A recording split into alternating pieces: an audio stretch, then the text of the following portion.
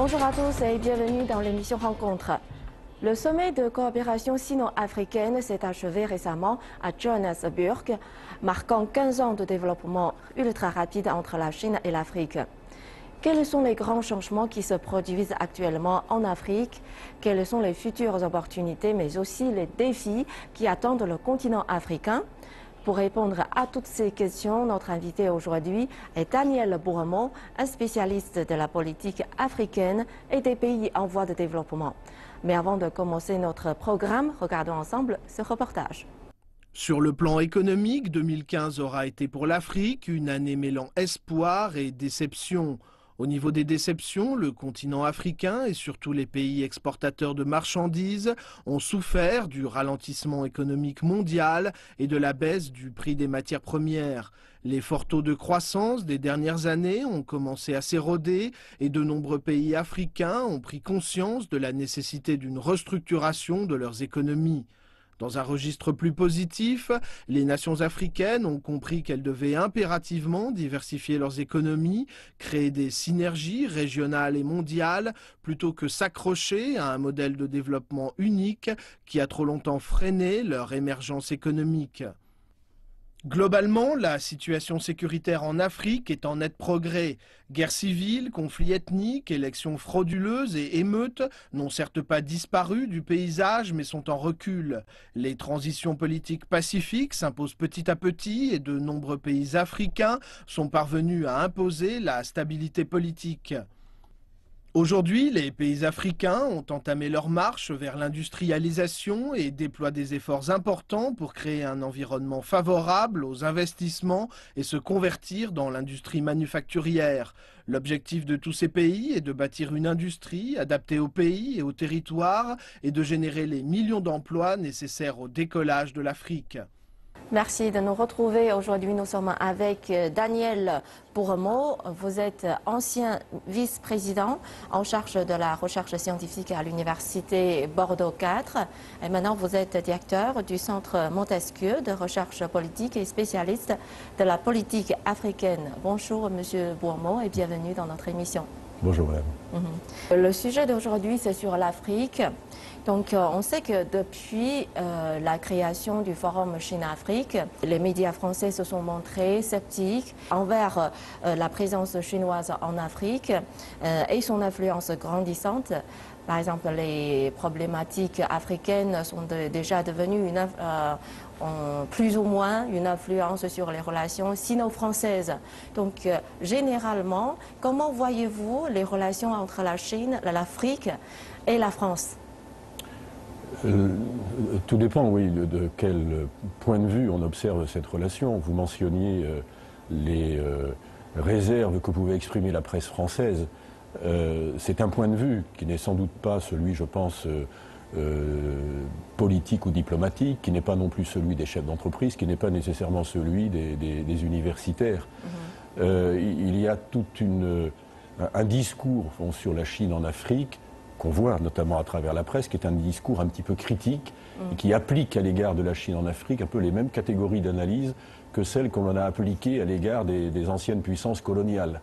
Au fond, la Chine est en train d'exploiter les richesses de l'Afrique et, comme c'est le cas pour un ouvrage qui vient de paraître, il y a une forme, au fond, de pillage des ressources. Et on voit qu'on a là les mêmes termes que ceux qui ont pu être utilisés à l'égard de la France, du Royaume-Uni ou des puissances coloniales à un moment donné. Je ne suis pas sûr que ce soit le point de vue, par exemple, des chefs d'entreprise, qui ont une approche, je dirais, en termes de concurrents, mais de concurrents qui s'inscrit dans une relation tout à fait normale. Dès lors qu'on est chef d'entreprise, il est normal qu'il y ait des concurrents. Et donc il y a effectivement une présence beaucoup plus marquée de la Chine en Afrique, notamment depuis une quinzaine d'années, mais ça fait partie des règles normales du jeu de la globalisation économique. L'inquiétude de ce point de vue, elle se manifeste du côté économique et politique, du côté des chefs d'entreprise ou des responsables politiques, en termes de perte de marché de la France et peut-être de perte d'influence. Et donc la question qui se pose, c'est comment aujourd'hui reconquérir des positions en Afrique, des parts de marché, parce que ça permettrait à la France peut-être aussi de sortir, ou pour partie, de la crise économique dans laquelle elle est, et puis politiquement bénéficier voilà, de soutien dans sa politique étrangère plus globale, la politique africaine étant un instrument de la politique étrangère de la France. Donc à propos de l'attitude des médias français, il y a déjà 2 ans, il a sorti un documentaire sur la vie des ressortissants chinois en Afrique qui s'appelle Main basse sur l'Afrique. Est-ce que vous avez suivi ce documentaire? Alors, il s'inscrit dans ce que je disais il y a 2 minutes, en réponse à votre question précédente. Nous sommes, vous voyez, dans cette tonalité critique à l'égard de l'Afrique et qu'on retrouve effectivement, je dirais, dans les médias, mais également dans un certain nombre d'organisations non gouvernementales, qui sont à la fois, c'est ce qu'il faut bien comprendre, qui sont dans une posture à la fois très critique à l'égard de la France. Il y a une critique qui est assez ancienne maintenant à l'égard de la politique africaine de la France, qui est une politique qui a exploité, pillé les ressources. Comme je vous le disais, on voit aujourd'hui cette presse et ces organisations non gouvernementales appliquer les mêmes catégories d'analyse à la Chine. Et vous voyez, main basse sur l'Afrique, pillage, etc. Ce sont des mots que l'on pourrait transposer terme à terme pour la politique africaine de la France ou pour d'autres pays également. Donc, quand on regarde, je dirais, d'un point de vue analytique, cela, la presse est un objet d'observation en tant que tel et que l'on peut également resituer, je dirais, dans ce paysage plus global. Mais la presse est un point de vue, encore une fois, dans un ensemble de points de vue et de regards sur l'Afrique tel que cela peut exister en France. Et d'après ce documentaire, on décrit la relation entre la France et la Chine sur le continent africain. On le décrit comme une guerre. Est-ce que vous partagez ce point de vue? Non. Bon, c'est pas une guerre. Encore une fois, il y a une concurrence qui existe dans certaines parties de l'Afrique, mais pas partout. Et la France, il faut bien comprendre qu'on est dans des mouvements, je dirais, presque opposés. La Chine s'est intéressée à l'Afrique récemment, 15 ans à peu près, et on voit d'ailleurs les progrès gigantesques qu'a fait la percée, plus précisément de la Chine en Afrique, puisqu'on est aujourd'hui à 200 milliards de dollars d'échanges commerciaux entre la Chine et l'Afrique, c'est considérable, c'est le premier partenaire, alors que simultanément la France est au contraire dans une forme de retrait en Afrique. Depuis, disons, la fin de la guerre froide, depuis 20 ans, la France a modifié sa politique africaine, qui était une politique très offensive, au fond, très présente. La France était sans doute la puissance la plus présente en Afrique et la plus efficace. Au contraire, la France est dans une posture de retrait. Et donc, on a 2 postures différentes. La Chine qui rentre en Afrique et qui investit, et la France qui se retire. Aujourd'hui, en 2016, le constat de la France, c'est qu'au fond, elle a perdu des parts de marché, elle a régressé. Et que cette régression est dommageable pour elle. Voilà, mais il n'y a pas pour répondre à votre question, le terme, me semble-t-il, est tout à fait abusif, il ne reflète pas la réalité. Il n'y a pas de guerre entre la Chine et la France en Afrique, non. Et tout à l'heure, vous avez mentionné aussi que la France a perdu plus ou moins une part de marché en Afrique.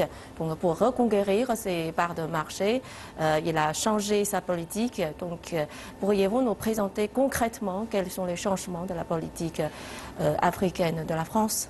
Alors, on a mis en place un dispositif en ce qui concerne le ministère des Affaires étrangères, un dispositif qui se veut global, c'est-à-dire que le ministère des Affaires étrangères non seulement va s'occuper de la diplomatie, ce qui est bien normal, mais également de tout ce qui est le commerce extérieur.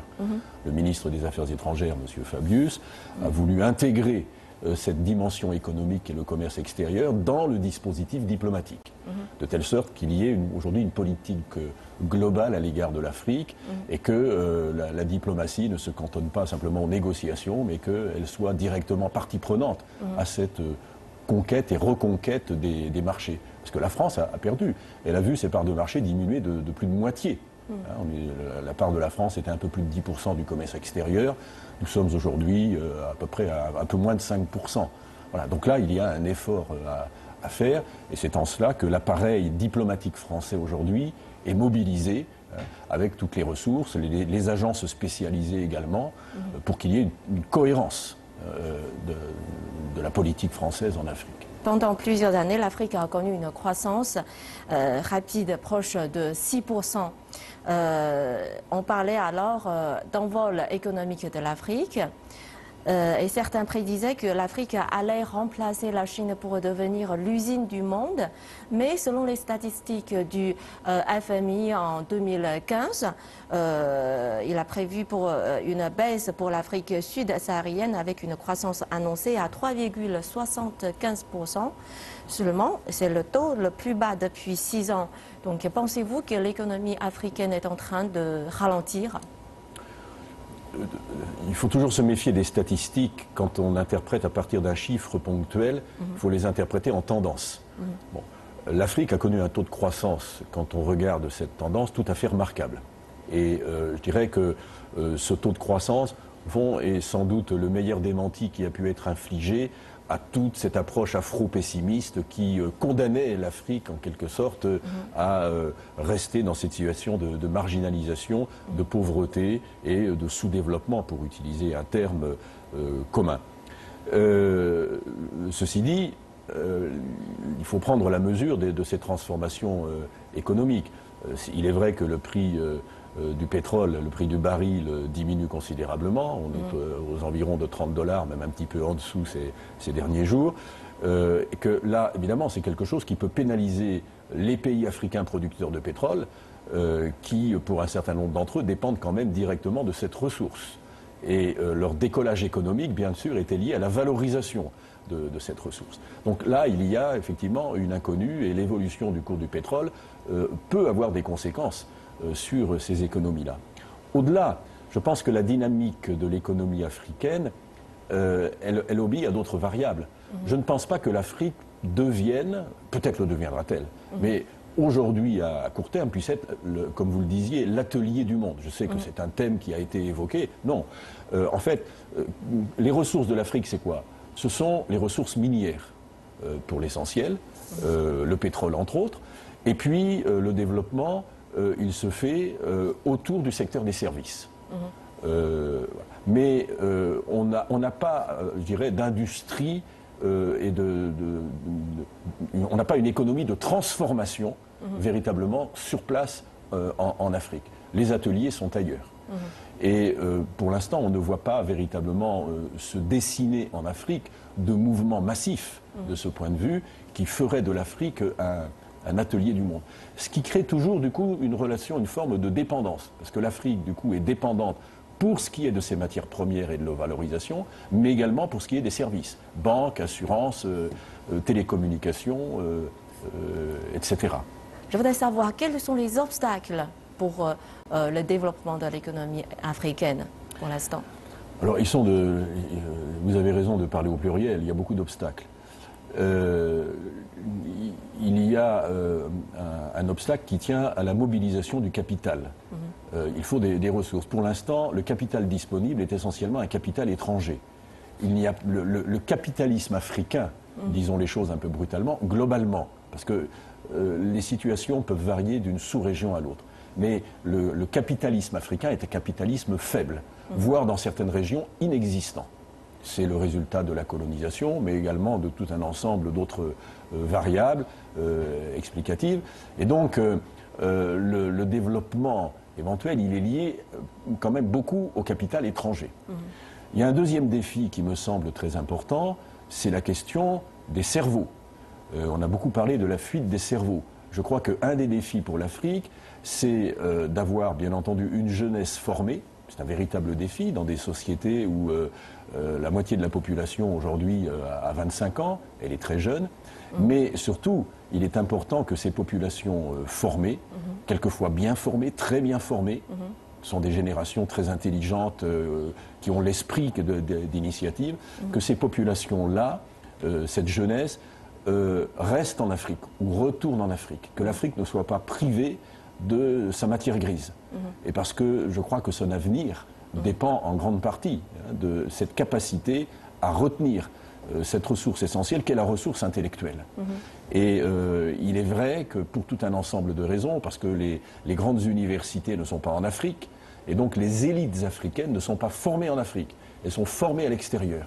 Et qu'à partir de là, il y a un risque de déperdition en direction de l'Europe, en direction de l'Amérique du Nord, mais peut-être à terme en direction de l'Asie, parce que c'est là où on va trouver peut-être des conditions de vie, de rémunération, mais aussi des conditions en termes de sécurité qui sont beaucoup plus acceptables pour ces générations africaines qui ont été formées à l'étranger. Il est évident que pour un cadre malien, nigérien, etc., de toute cette zone sahélienne dont on a parlé, il est assez tentant de faire sa vie ailleurs qu'en Afrique. Et donc vous voyez comment tout se tient. La question de la sécurité renvoie aussi à la capacité de l'Afrique à dynamiser son économie et donc à retenir ses cerveaux sur place. Donc tous ces obstacles se conjuguent, vous voyez, et le défi à peu près inconnu à ce jour, je dirais, pas simplement en Afrique, mais ailleurs, mais que l'Afrique a à surmonter, c'est qu'elle doit simultanément répondre à toutes ces questions. Et que si elle ne peut pas répondre à toutes ces questions, eh bien, au fond, c'est l'ensemble de sa situation qui se trouve fragilisée. Donc vous êtes un expert sur la question des pays émergents. Selon vous, quel rôle a joué la Chine ces dernières années dans le développement et la mutation des pays émergents? Sans doute le rôle clé, parce que l'Afrique a agi comme un révélateur. Dans le sens où chacun voit bien que le monde a changé depuis ce monde qui était bipolaire, dominé par les États-Unis et l'URSS, et qu'aujourd'hui, ce monde dominé par deux superpuissances, comme on disait à l'époque, est un monde aujourd'hui où il y a un grand nombre d'acteurs qui peuvent prétendre à un rôle absolument central dans, je dirais, le fonctionnement de l'ordre mondial, politique, économique. Et les émergents, ce sont ces pays qui, précisément, aujourd'hui, prétendent au statut de puissance. Mais sans doute parmi eux, est-ce la Chine qui s'est affirmée avec le plus de force et de cohérence dans tous les domaines, pour tout un ensemble de raisons que l'on peut tout à fait comprendre et dont la Chine, de ce point de vue, est un révélateur. Je dirais que la Chine est un peu la figure de proue des émergents. Et en ce sens, elle a incontestablement illustré, au fond, le basculement de la hiérarchie des puissances aujourd'hui dans le monde du XXIe siècle. Et en 2013, le gouvernement chinois a prononcé une stratégie qui s'appelle une ceinture, une route. Donc l'objectif, c'est de promouvoir la coopération économique entre la Chine et d'autres pays. Donc ce projet n'est pas seulement eurasien, parce que les initiatives de la ceinture et de la route sont prévues pour s'étendre aussi à l'Afrique. Donc pensez-vous que ça deviendrait un projet prometteur pour le développement de l'Afrique? L'histoire le dira, c'est pas en ces termes-là que je pense, enfin, que l'on peut comprendre ce discours sur cette ceinture à laquelle vous venez de faire référence. Je crois que ce qui est très important dans ce discours-là, c'est que la Chine montre qu'elle a un discours global et que, au fond, elle a une stratégie, elle a un objectif et que cet objectif n'oublie personne. Et donc c'est à la fois l'ensemble de l'Orient, de l'Europe, que l'on veut lier en quelque sorte dans ce dispositif, mais en même temps que l'Afrique n'est pas oubliée. C'est très important parce que de ce point de vue, la Chine, je dirais, joue de façon très habile, très à droite, dans la mesure où l'Afrique a été considérée dans les années 90, juste après la guerre froide, au fond comme un continent marginal, délaissé. Et c'était une des craintes d'ailleurs des dirigeants africains et des sociétés africaines. Et la Chine a montré précisément que l'Afrique avait un intérêt. Et je crois que ce discours, qui précisément ne vise pas à être simplement un discours eurasiatique, mais un discours également qui intègre l'Afrique dans le dispositif, c'est un discours qui est global et qui est de nature à rassurer l'Afrique. Et à lui dire, au fond, vous n'êtes pas les oubliés, mais vous faites bien partie, pour nous, Chinois, de ce dispositif central.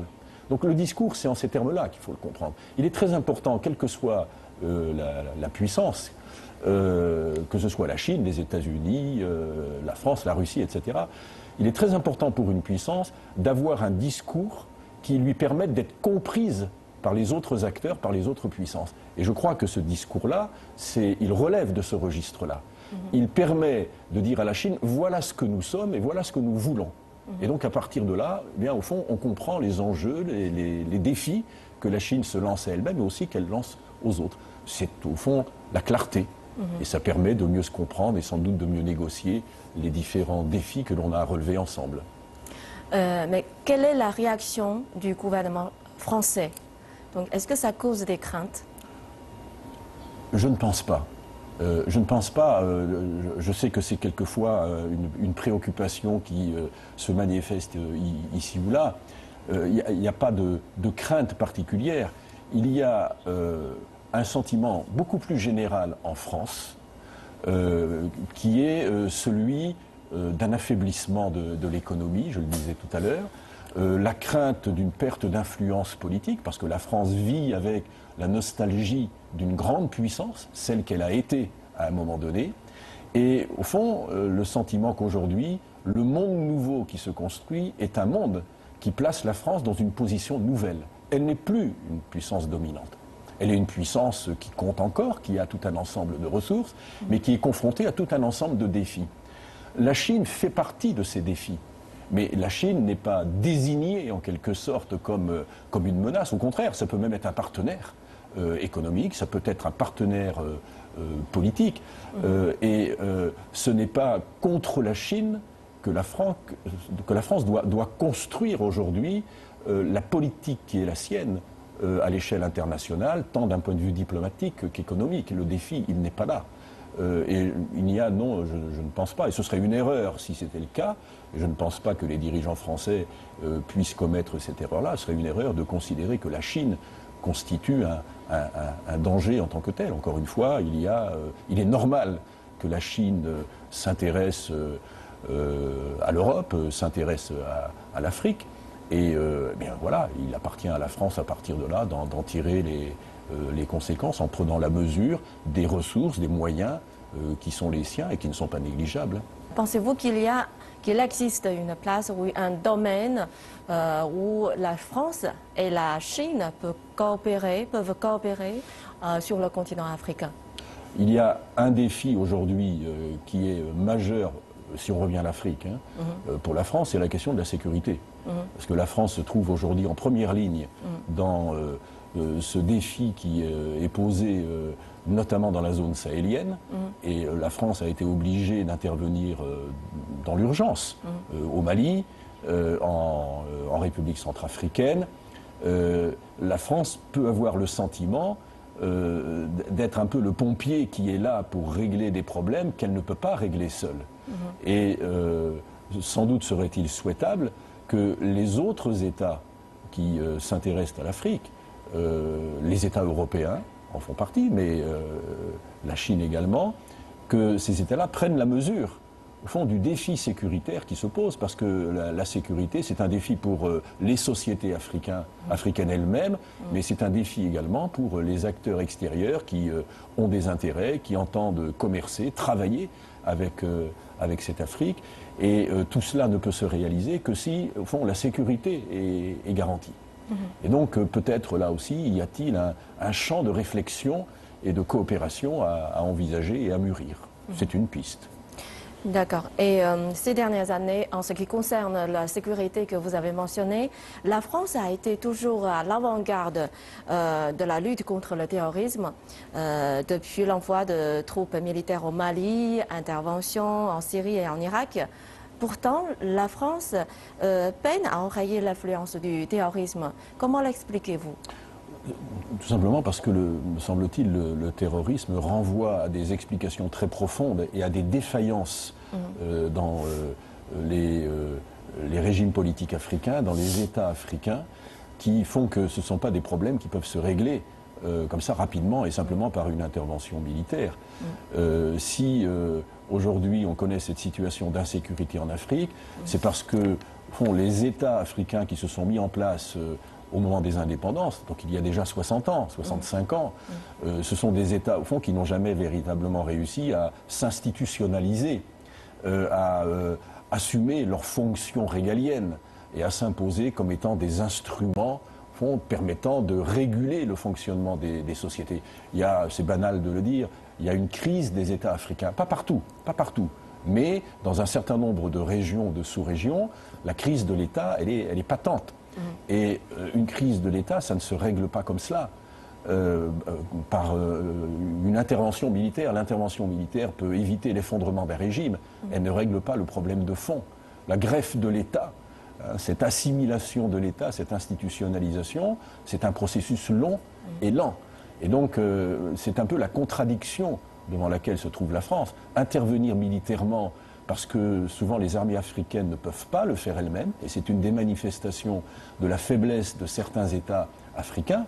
Mais en même temps, une fois qu'on a réglé cette question militaire immédiate, on se trouve devant les problèmes de fond que l'on vient d'évoquer, la crise de l'État, la compatibilité entre des projets culturels, des tentatives d'hégémonie politique et religieuse. On voit bien ici aujourd'hui l'islamisme dans ses différentes déclinaisons, avec cette volonté d'établir un dispositif ou une cohérence aujourd'hui dans toute cette Afrique sahélienne qui irait de Dakar à Djibouti. Comment cela pose un véritable défi culturel très profond dans des sociétés qui sont travaillées en profondeur par des forces religieuses anciennes et retravaillées aujourd'hui par des interprétations nouvelles de l'islam. Donc tout ça, c'est quelque chose, bien entendu, qui crée pour les dirigeants politiques des défis qu'ils ne peuvent pas par eux-mêmes régler. Parce que ces défis-là se situent dans des échelles de temps qui ne sont pas l'échelle de temps du politique.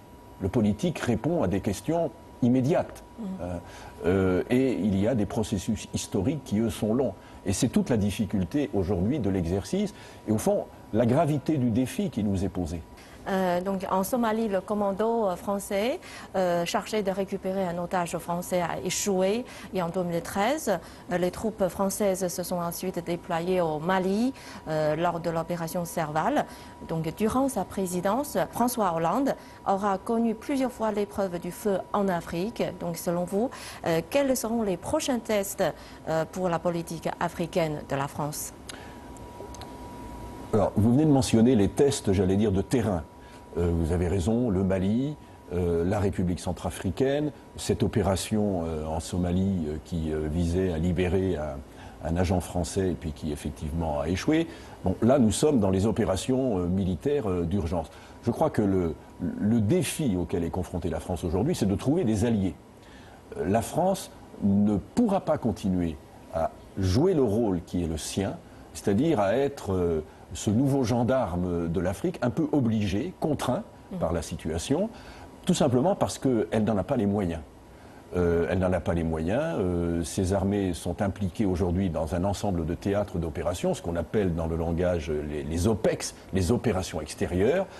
Ça produit un étirement du dispositif militaire français. Ça crée des contraintes budgétaires, alors même que la France est confrontée à des exigences en matière de budget et de dépenses publiques de la part de l'Union européenne. Et donc il est impératif que, au fond, ce fardeau, aujourd'hui, soit partagé. Et donc il faut que la France trouve, sans doute du côté européen, un écho beaucoup plus favorable à ces interventions, parce que ces interventions de la France en Afrique, militaires, que l'on vient d'évoquer, se font non pas pour défendre les intérêts français, bien sûr les intérêts français, mais au-delà des intérêts français, ce sont les intérêts européens. Et au-delà des intérêts européens, ce sont bien entendu d'abord les intérêts africains, parce que les premiers à souffrir de ces situations-là, ce sont les sociétés africaines, les Européens, bien entendu, menacés dans leur sécurité, puis l'ensemble des acteurs impliqués aujourd'hui en Afrique pour tout un ensemble de raisons, dont la Chine. Et je reviens à ce que je disais tout à l'heure, je crois que pour le président Hollande et puis pour le président qui sera élu très rapidement maintenant en 2017, le défi sera là. Il importe aujourd'hui de ne pas être isolé. Et c'est quelque chose, c'est un impératif dont la solution n'est pas simple. Notre émission touche à sa fin. Merci M. Bourmont d'avoir été avec nous et merci de vos éclairages. Je vous remercie pour votre invitation. Et chers téléspectateurs, merci de nous avoir suivis. Merci de votre fidélité. À la prochaine.